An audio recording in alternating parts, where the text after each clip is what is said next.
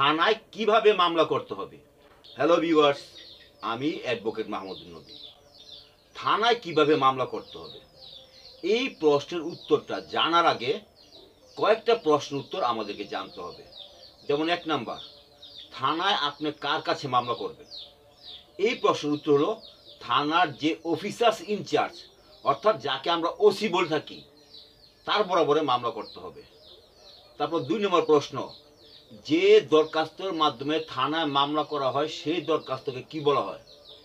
সেই দরখাস্তকে বলা হয় এজাহার বা ফার্স্ট ইনফরমেশন রিপোর্ট কিংবা প্রাথমিক তথ্য বিবরণী। তারপর 3 নাম্বার, থানায় মামলা কে করবে। এই প্রশ্নের উত্তর হলো যিনি ক্ষতিগ্রস্ত, যার ক্ষতি হয়েছে তিনি মামলা করবেন। কিংবা তিনি যদি কোনো কারণে অসুস্থ হন, কিংবা বয়স্ক ব্যক্তি হন, কিংবা গুরুতর অসুস্থ হন, কিংবা ছোট শিশু হন, কিংবা গর্ভবতী মহিলা হন, কিংবা কোনো চিকিৎসার কাজে কোনো হাসপাতাল থাকেন বা ক্লিনিকে থাকেন বা বাসায় থাকেন, কিংবা অন্য কোনো কাজে কোথাও গেছেন, তাহলে তার পরিবর্তে অন্য যে কোনো ব্যক্তি মামলা করতে পারবে। এবং যিনি মামলা করবেন তার জাতীয় পরিচয়পত্রের ফটোকপি কিংবা জন্ম সনদের ফটোকপি কিংবা পাসপোর্টের ফটোকপি জমা দেওয়া করতে হবে। তারপর 4 নম্বর প্রশ্ন, মামলাটা কে লিখে দিবেন।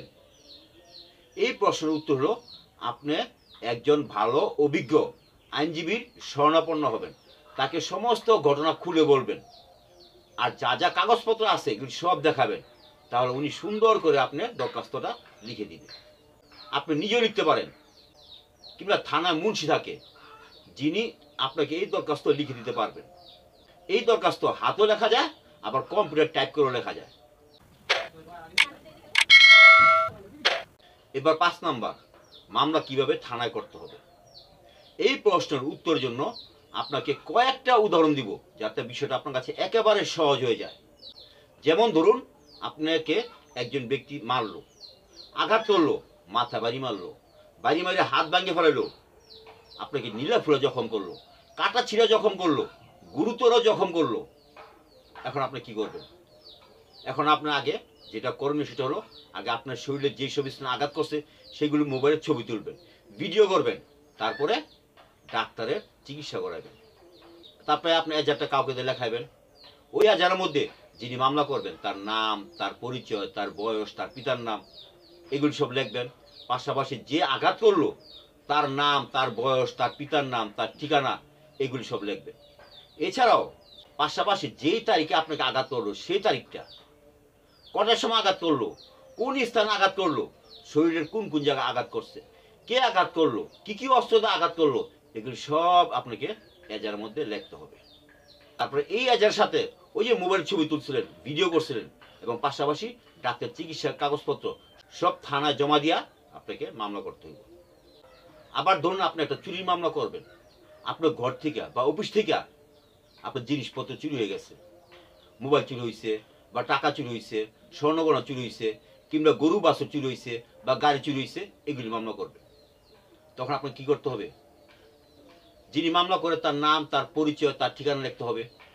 আর এই চুরিটা যে করলো তার নাম, তার পরিচয়, তার ঠিকানা লিখতে হবে।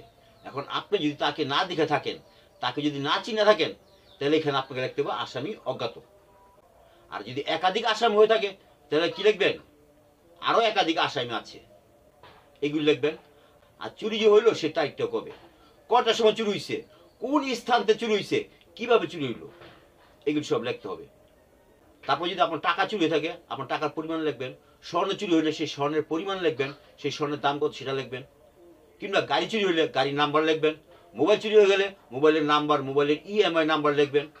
গরু বাছুর চুরি হলে সেই গরু বাছুর কয়টা ছিল, সেই গরুগুলি থাকতো কোথায়, সেই গরু বাছুরের রং কি, এগুলি সব লিখবেন। পাশাপাশি আপনার যে জিনিসপত্র চুরি হয়েছে, যদি আপনার ঘর বা অফিস বা গোয়াল ঘর যদি তছনছ হয়ে থাকে, এগুলি সব ছবি তুলবেন। ছবি তুলে আপনাকে ওই এজাহারের সাথে এই ছবিগুলো, কাগজপত্র যা যা আছে সব সংশ্লিষ্ট যোগ করে মামলা করতে হবে। আবার ধরেন আপনি একটা অপহরণ মামলা করবেন, তাহলে এই ক্ষেত্রে আপনার নাম, আপনার পিতার নাম, আপনার ঠিকানা, আপনার পরিচয় সব লিখতে হবে। আর যে ব্যক্তি অপহরণ করলো তার নাম, তার পরিচয়, তার ঠিকানা, তার বয়স সব লিখতে হবে। যদি তাকে না চিনেন বা তাকে যদি না দেখে থাকেন, তাহলে অজ্ঞাতনামা আসামি লিখতে হবে। আর যাকে অপহরণ করা হয়েছে তার পরিচয় লাগবে, তার নাম, তার পিতার নাম, তার ঠিকানা, তার বয়স, সে কী রঙের জামা পরা ছিল, সে কোথায় যাইতেছিল, সে কি করতেছিল, সে কোথায় ছিল, এগুলি সব লিখে আপনাকে মামলা করতে হবে। ইত্যাদি ইত্যাদি ঘটনার ক্ষেত্রে আপনাকে প্রয়োজনীয় সংশ্লিষ্ট কাগজপত্র, প্রয়োজনীয় তথ্য দিয়ে আপনাকে থানায় মামলা করতে হবে। এবং যখন আপনার মামলা করবেন তখন সেই দরখাস্ত শেষে আপনার স্বাক্ষর লাগবে, এবং যিনি মামলা করবেন তাকে সরাসরি থানায় গিয়ে হাজির হতে হবে। এই ছিল আজকে প্রশ্ন উত্তর পর্ব। এবং এই সম্পর্কে যদি আপনার কোনো প্রশ্ন থাকে তাহলে আপনি আমার কমেন্ট বক্সে প্রশ্ন করবেন, আমি তার উত্তর দিতে চেষ্টা করব। কিংবা এই সম্পর্কে যদি আপনি আরও বিস্তারিত জানতে চান তাহলে আমার প্লেলিস্ট বক্সে দেওয়া আছে, সেখান থেকে জানতে পারবেন। আজ এই পর্যন্তই।